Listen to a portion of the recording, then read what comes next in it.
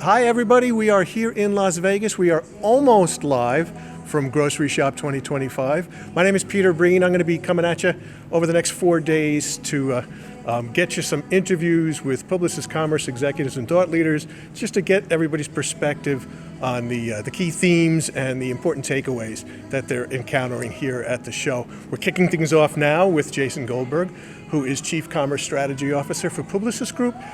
He's not going to like me saying this, but he is also one of the foremost thought leaders for our industry. So Jason, thanks for... One of those two statements was true. Jason, just want to get your perspective. We just wrapped up the first half day of sessions here. Any key takeaways for you so far? Yeah, so far I feel like things are off to a good start. I'm not going to say there's any huge surprises. I think the two big topics that are already starting to come up a lot is, of course, the AI and all the different use cases for AI and how it can be used to drive more efficiencies, to improve margins. There's a lot of conversations about GLP-1s. So, this is a digital grocery show. It's about food. And, already two stats made it into the stage that are sort of shocking when you put the two of them together. 1 out of every 8 Americans is on a GLP-1. 1 out of every 8 Americans. And on average, patients on GLP-1s buy 20% less calories. So that's a significant chunk of calorie sales taken out of the addressable market for every grocer in America.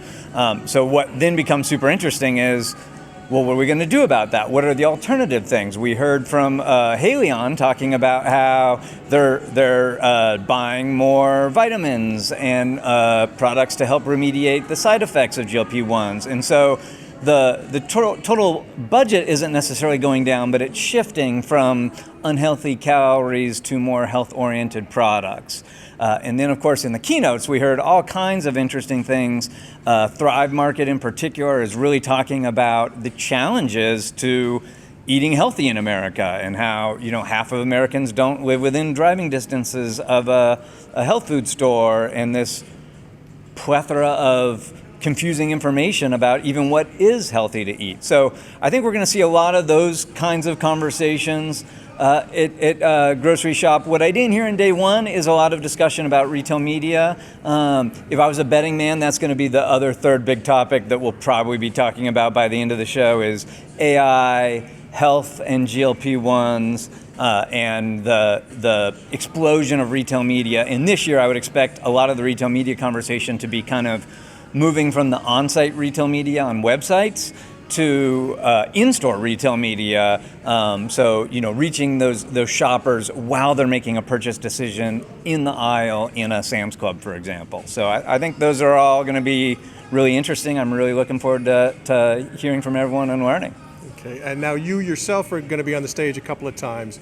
Could you give us a little preview of what you'll be talking about? Yeah, so what the show tries to do is have a lot of really valuable speakers and then intermix them with some comic relief. And so hopefully I'm able to pull that off.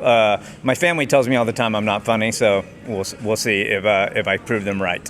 But I am excited about my two panels. My two panels are really not directly on any of those three topics we just talked about, but it's a topic that I think is super important. It's the omni-channel customer journey. So one of the panels will be specifically talking with brands and retailers, Sam's Club, and some food manufacturers, talking about from each of their perspectives how they're designing for an omni-channel journey. And in this new world where there is no such thing as an online shopper or an in-store shopper, where everybody is bimodal, how they're having to reinvent their businesses and how they're thinking about and measuring these things. So I'm excited to have that panel.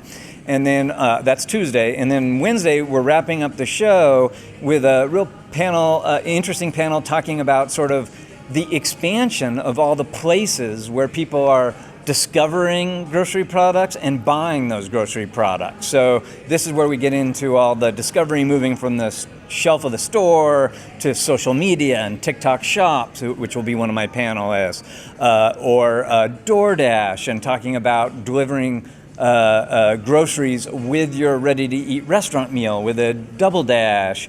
And we'll, of course, also be talking about all the answer engines and the AI robots and them potentially being the next marketplaces and consumers potentially shopping right on those answer engines. So all those kind of bleeding edge new touch points. And so I'm really excited to hear and learn more about all of that.